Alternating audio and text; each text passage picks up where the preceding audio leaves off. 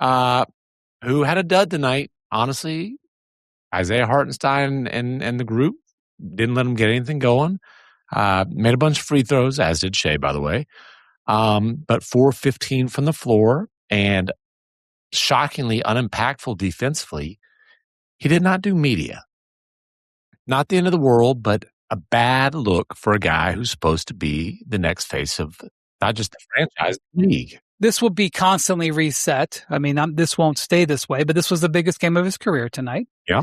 His first ever, 2-2 game fives define Star's career. Certainly game sevens, but 2-2 game fives, there's usually more of those. Okay.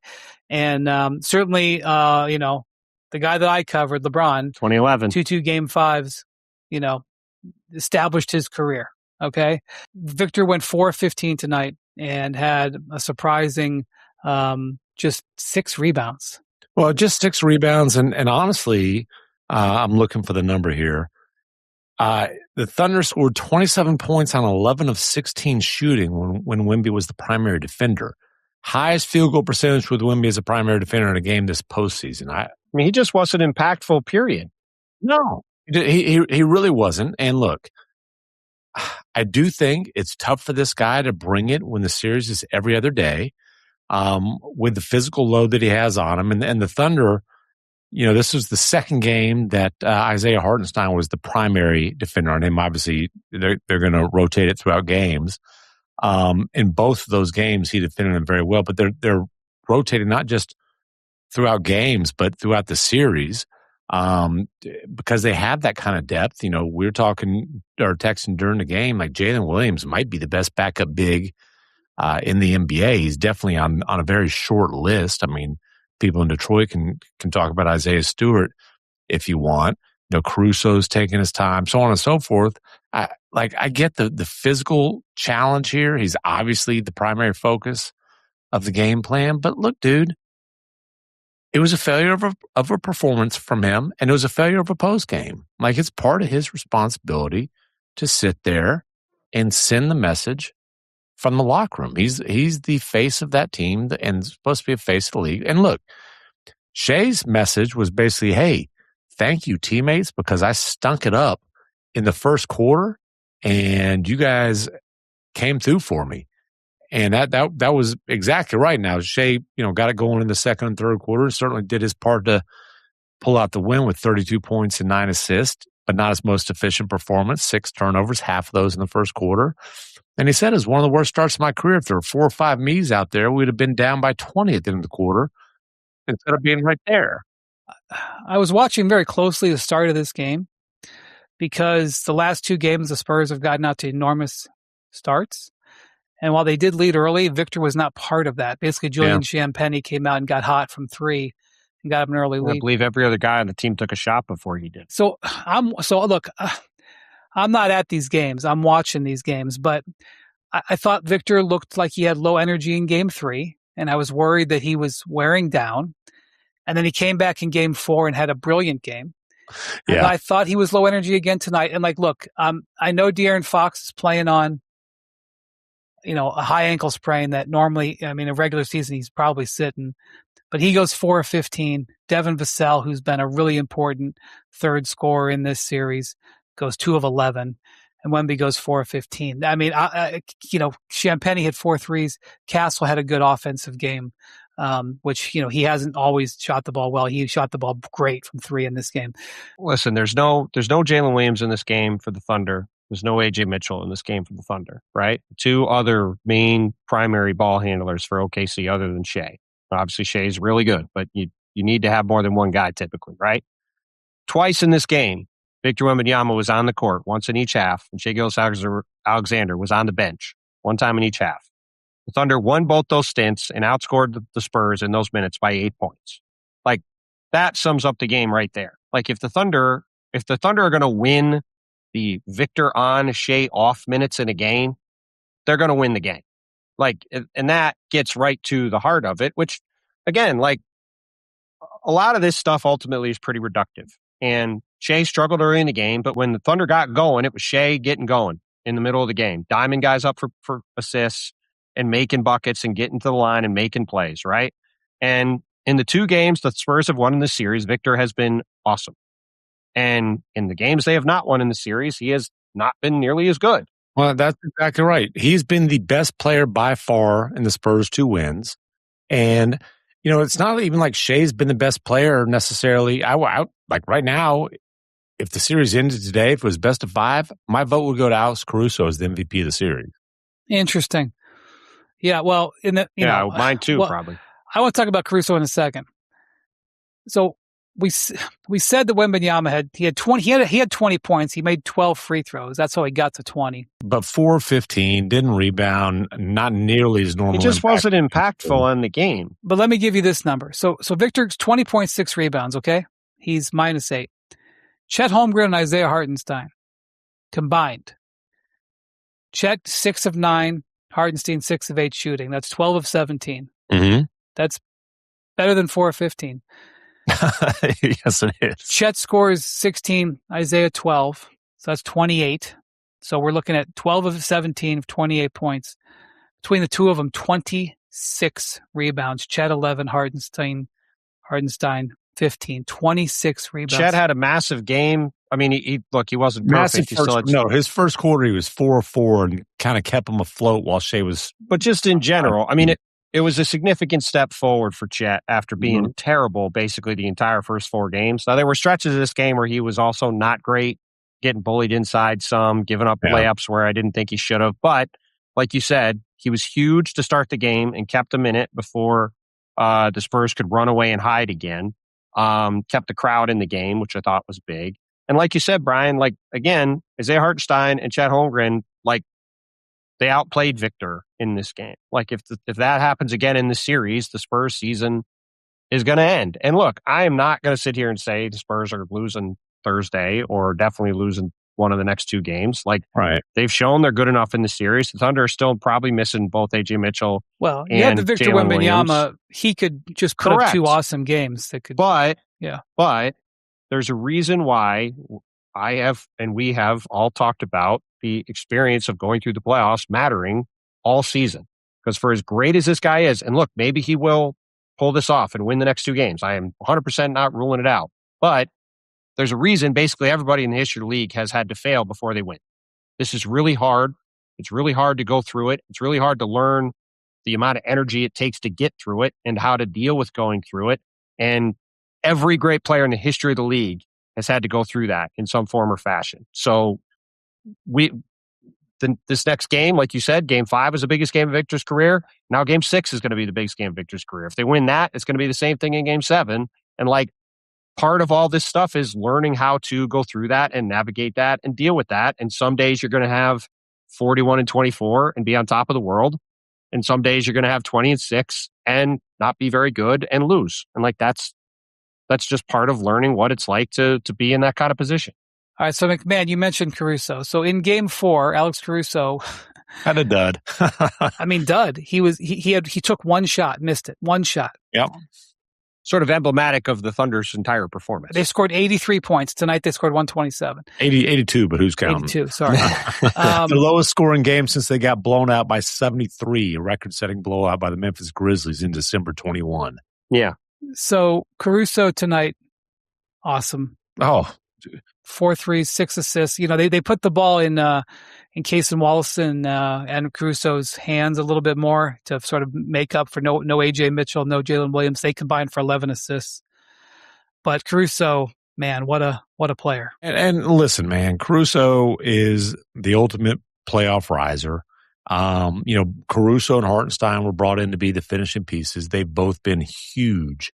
Really in last year's title run and this one, the last 2 years total, but also especially in this series. And look, I'm not going to sit here and tell you Hartenstein's shutting down Victor Wembanyama because that, he'll be the first to tell you, 1, it's not a one-man job. 2, you're not just going to shut him down, but he's doing a hell of a job against him. He's making him work for everything that he gets. And then Caruso, again, remember coming into this series, a big part of the Spurs game plan, because obviously what's the number one thing you're trying to take away from OKC? It's Shea. Obviously, the guy's back-to-back MVP. You want to clog things up, the driving lanes on him. They're doubling a bunch early in the series. and they were leaving Caruso wide open, which worked in the regular season. He is shot it great. I don't have the numbers right in front of me, but he shot it great during this series. 18 of 28 on threes. There you go, 18 and 28 on threes. Yeah. And Landry Shamit's like, pfft. Yeah, right. That's nothing. And Caruso does all the Caruso stuff, all the activity, all the hustle plays, all the just defensive disruption. And it, like Shea said, hey, he's a two-time champ. He's the most experienced player on this team. He's played in the most big games on this team. You can't just try to manufacture that kind of experience. And in Shea's words, Alex Caruso is one of, if not the best competitor in the NBA, and you're feeling that in this series. By the way, you're feeling that from Hartenstein as well. And so those are the two finishing pieces that Presti brought in before last season. And the guy he brought in this year has made a hell of an impact in this series, Jared McCain. And here's a dude who, and it's been a bit of a roller coaster for him because he has the spectacular game 3, total dud like everybody else in game 4, 1 of 10. But they throw him in the starting lineup because they don't have AJ Mitchell. By the way, how about Mark Daigneault? Guy goes 1 of 10 and he says, "Now, young man, here comes your first playoff start." And he stunk in the first half of this game. And he scores 18 of his 20 in the second half. Yeah, I mean, to me, it's even Mark Daigneault going back to him in the second half. We're like, all right, we're gonna keep going with you again, and because he easily could have gone to Cason Wallace or somebody else, and he, stuck with it, and McCain responded with a massive second half, hitting a bunch of huge shots. And a couple things. One, like Caruso said, you never have to worry about this guy being aggressive. That's who he is. Make or miss, he thinks the next one's going in, and he's going to get his shots up, and you're going to have to guard him. The other thing is, what's the concern about putting Jared McCain in the starting lineup? It gives the Spurs somebody to attack. They tried. They were 4 of 14 with him as the primary defender. Fox, Castle, and Vassell were 0 of 9. That's the top 3 perimeter scorers in the starting lineup were 0 of 9 going at him. And we didn't even talk about Kendrick Williams. Kenrich, you always screw that up. I always screw it up. Kendrick Williams, he comes in, plays 12 very impactful minutes, hits a couple of threes. Guy would be in a rotation for almost any other team, and it's just a break glass in case of emergency guy. That's why I say the Thunder are never desperate. Well, and listen, man, I know people get bored by the Boy Scout Thunder culture and all that, but think about Kenrich Williams. He doesn't play other than garbage time the first 2 series. And, really not until game 4 did he get thrown in the rotation. And he was one of the only guys who played well in game 4. And then he comes in and gives them some big minutes in game 5. They hit 2 massive threes. And then, Cason Wallace, he got pulled from the starting lineup today. He got pulled, he was the guy who started once AJ Mitchell went down. He's started a bunch of games when they had guys out this year. Mark Daigneault walks in, 10 minutes before shoot around, says, "Hey, Cason, we're going to go with Jared in the starting lineup tonight. You're going to come off the bench." And as Mark said, it's not a conversation that he was worried about. He knows Cason's going to handle. He's a young guy, ambitious, obviously, extension eligible this summer, by the way. He's not worried about all that. He's worried about winning games. And the guy comes out and he's plus 29 tonight. And, you mentioned the assist, a couple blocks, a couple steals. But other than that, it's not like he had a huge score night. He's just making all kinds of winning plays. And that's kind of the epitome of this team. They've got 13 dudes on the roster who've proven they can make winning plays. I want to talk about what we think we're going to see in game 6, but real quick, was there any clarity about why Alex Caruso went to the back? Because I was changing planes in Minneapolis during this. By the way, Minneapolis Airport, Bontemps, you're the Delta man. Sure. I had to go from, this is all inside baseball. We have some travel. We have some Delta frequent flyers. I had an F-15 to B-6 tonight. It's a tough travel F-15 to B-6, and I walked the whole thing. Travel across the airport. Do they both have first class? window That's only not flies relevant. first class. I mean, it's a question. It is relevant. I traveled across the air. I walked the whole thing. I didn't take the train. You had to shuffle those legs a little ways. My point is, point. during that time, I didn't see Caruso, and I was listening on the radio to Mark Kestisher and PJ Carlesimo, and they thought he might have had a head injury. The TV broadcast thought he might have had an ankle injury. Was there any clarity to that? I'll be honest with you. I did not get clarity. All right, fine. Yeah. I just want to give credit for my. He did hit his head on the floor. However, he stepped on, I believe, Stephon Castle's foot, was feeling his ankle. He went to the back. He very quickly came back to the bench, and he came back in the game. I think he rolled his ankle. Right. Okay. But I didn't get clarity. Okay. One thing I want to point out. Actually, a couple of things. First off, Shai Gilgeous-Alexander was 7 of 19 tonight. Now, this was in Game 4. That officiating crew let that game be a little bit more physical. Free throws were down in that game. In this game, both teams took over 30 free throws. The Thunder 38, the Spurs 32. Wemby took 12. Shai took 17, made 16 of them. I'm sure certain people have certain feelings. But he's 7 of 19 in this series, or in this game. In the game, yeah. In the series, he is now, this is a guy, by the way, who shot 55% during the regular season. Yeah. Okay. He's now, it's easy math to do. He's now 38 of 100. Oh, I know what that is. That's 38%. This is a guy, I think he shot over 50% 4 years in a row, something like that. 3-4 years in a row. He's averaged 30 plus on better than 50% shooting 4 straight years. And the Spurs are doing a hell of a job defending. I mean, I'm not saying he's sucking. I'm just saying he's in an all-out battle here. No Jalen Williams. Well, and they can really load up on him. And they are. These other guys are, and they are loading up on him. That's why, in Game 4, the others didn't hit any shots. The Thunder got wrecked. In Game 3 and Game 5, the others hit a lot of shots, and they won. And like that, I mean, there's 2 pretty obvious things to watch going into Game 6. One is the energy level of Victor Wembanyama. Is he going to come out and be hyper aggressive right from the jump, which I sort of expect him to do if he's got it in him, if the tank just is not empty.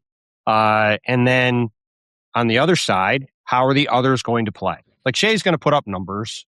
He'll probably do it not as efficiently as normal, but he always gets points.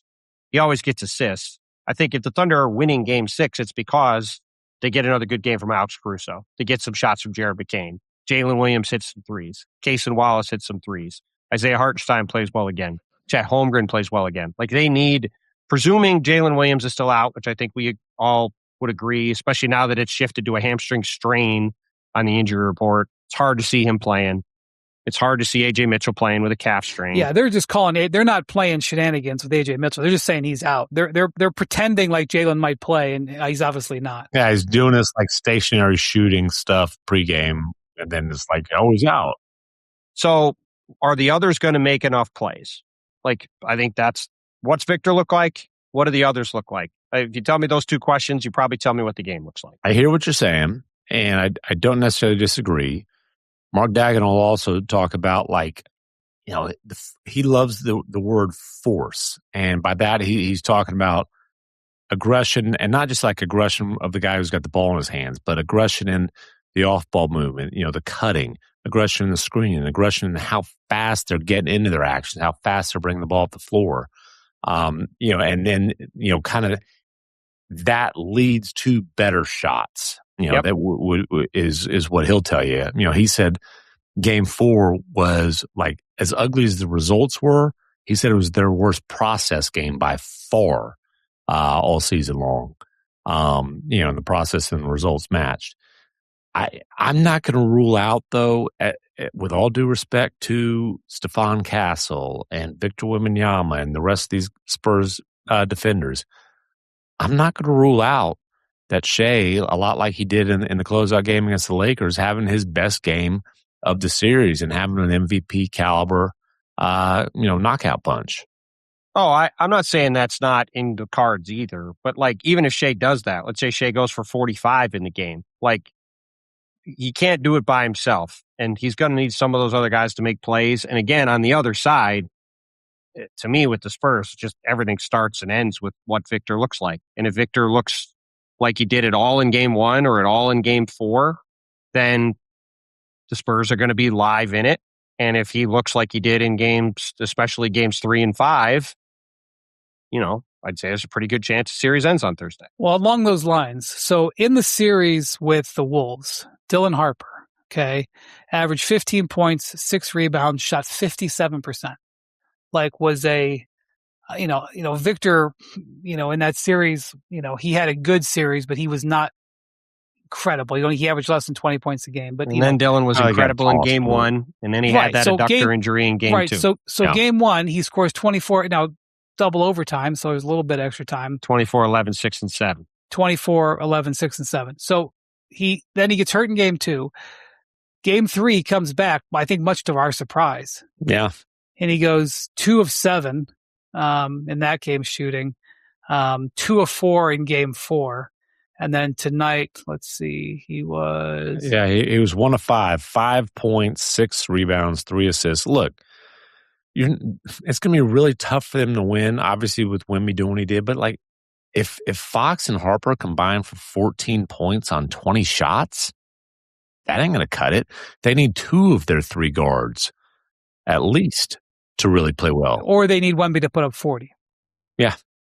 Which he can do. They still need those guards to do stuff too. Again, it starts with Victor. Victor's got to be great, but they're going to need some of those guys to do stuff too. And again, we're talking about De'Aaron Fox playing on a high ankle sprain.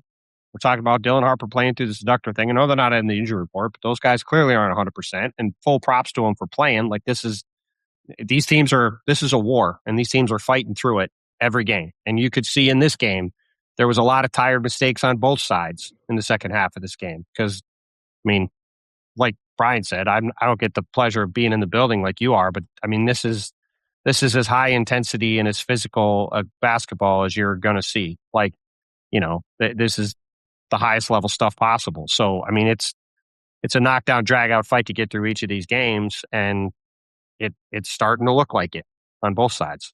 Well, this to me, this got 7 written all over it because I think Victor bounces back. And I'm not sure. Maybe Shea goes down there to San Antonio and has a breakout. He had 32 tonight, but it was not. That wasn't a pretty 32. Yeah, maybe he's a 2-time MVP. Maybe he does it, but I'm not seeing Shea. I think Shea's going to have to be in an absolute dogfight throughout this thing. And I think Victor has a big bounce back because I just think that's his personality, and I think he'll rise to the occasion. And one thing about this Spurs team is, when they've had adversity throughout the playoffs, they've always bounced back. So I don't know how you feel about it, McMahon. You're dealing with this travel back and forth, but this has 7 written all over it to me. I packed several suits. How many shoes? Well, I went home briefly on Monday. I got 5 suits. I think 7 pairs of shoes. I'll tell you this. So we were packing all the logistics people. In Cleveland today. We did some TV today from the arena. Oh, you were wearing that Cavs wine too. I noticed that. Merlot. Oh, nah. Chardonnay. It's always kind of there's always sort of a somberness when you are staying to do TV when the team season is over and they're shutting down the arena for the year. So we were in the arena today and they were peeling everything apart. But anyway, they were shipping everything, all the gear. They were getting ready and they were just shipping it to Dallas, McMahon. They didn't know if we were going to have to send everything to Oklahoma City or send everything to San Antonio. So they're shipping stuff to Dallas and they're going to hold it there. Well, that's where my layover is. Well, that's the thing. It's got to change. All the gear's got to change planes there anyway. So yeah, it's all going to Dallas and waiting for further instruction. There you go. But I think this has 7 written all over it. I don't know how you feel about it, Bontemps, but. It's going to be fascinating to see. Look, it's not a great look for Victor to walk out without talking tonight. Well, a great look would be to come back with a big game in Game 6. He better show up and play well on Thursday. Nobody will remember it. Because, he's very good. And look, Victor's going to be the face of the league. I think his reign atop the league, whether they win the series or not, started with Game 1. That's going to be like LeBron's 48 special. They didn't win the finals that year, but that's sort of the first moment everybody really remembers. Everybody's going to remember that 41-24 game, them winning Game 1. But, that I expect better of that. And look, who knows? Maybe there's something going on. But at the end of the day, he didn't have a good game and he didn't talk to the media. It's not great. Yeah. So let's see how he and they respond. This is a like you said, they've bounced back a million times this year. They've been incredibly resilient despite being a really young team. And, I expect them to go back home and play great, but let's see how it goes. And like you said, McMahon, let's see if Shea can